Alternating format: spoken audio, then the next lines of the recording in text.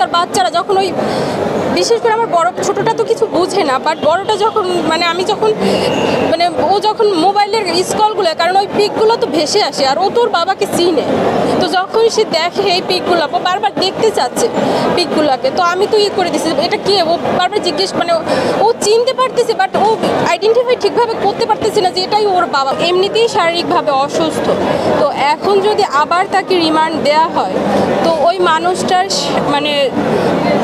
জীবন নাশ তো জানি না, সে বেঁচে থাকাটাই মনে হয় তার জন্য এখন টাফ হয়ে যাচ্ছে। প্রত্যেকটা মিথ্যা মামলায় তাকে এখন জড়ানো হচ্ছে।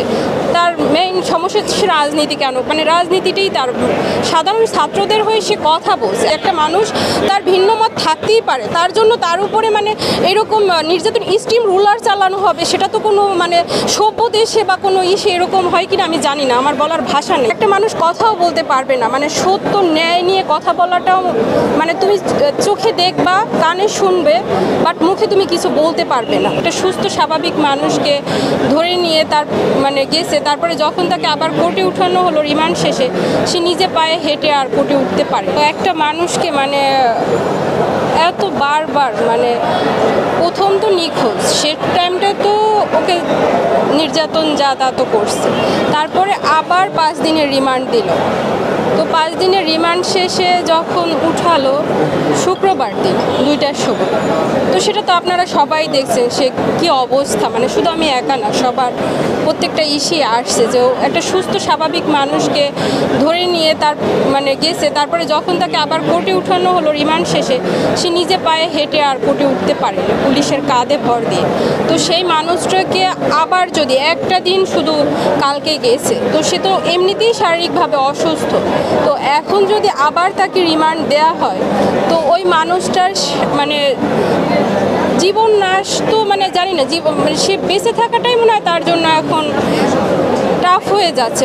বারবার যদি একটা মানুষকে এভাবে, আর সে তো এর সাথে জড়িত না, একটা মিথ্যা মামলা দিয়ে প্রত্যেকটা মিথ্যা মামলায় তাকে এখন জড়ানো হচ্ছে। তার মেইন সমস্যা হচ্ছে রাজনীতি। কেন রাজনীতিটাই তার, সাধারণ ছাত্রদের হয়ে সে কথা বলছে, আর সে কথা সে তো ছাত্র নেতা থেকেই উঠে আসছে, তো ছাত্রদের পাশে দাঁড়াবে এটাই তার নৈতিকতা থেকে সে পাশে দাঁড়িয়েছে।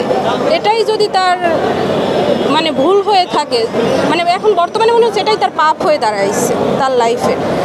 তো একটা মানুষ কথাও বলতে পারবে না, সত্য ন্যায় নিয়ে কথা বলাটাও তুমি চোখে দেখবা, কানে শুনবে, বাট মুখে তুমি কিছু বলতে পারবে না, সেই অবস্থা। আমার সন্তানদের যে অবস্থা, আর ওটা আমার ছিল কথাটা, আমি সত্যি একটা মানুষকে এইভাবে যদি বারবার যদি এই টর্চার, সেটা তার ফ্যামিলি বা তার বাচ্চারা যখন ওই বিশেষ করে আমার বড় ছোটটা তো কিছু বুঝে না, বাট বড়টা যখন আমি যখন ও যখন মোবাইলের স্কলগুলো, কারণ ওই পিকগুলো তো ভেসে আসে আর ও তোর বাবাকে চিনে, তো যখন সে দেখে এই পিকগুলো বারবার দেখতে চাচ্ছে পিকগুলোকে, তো আমি তো করে দিচ্ছি এটা কি, ও বারবার জিজ্ঞেস ও চিনতে পারতেছে বাট ও আইডেন্টিফাই ঠিকভাবে করতে পারতেছে না যে এটাই ওর বাবা, বুঝতে পারতেছে এটা ওর বাবা। আমি ওগুলো ছড়াই দিচ্ছি যাতে ও না দেখতে পারে। একটা বাচ্চার এর উপরে কতটা মানসিকভাবে ইফেক্ট খেলতেছে, তো সেই জায়গা থেকে আমি বলছি যে ওকে অন্তত এই টর্চার, শারীরিক নির্যাতনটা অন্তত বন্ধ করা হোক ওর উপরে বারবার করজোর।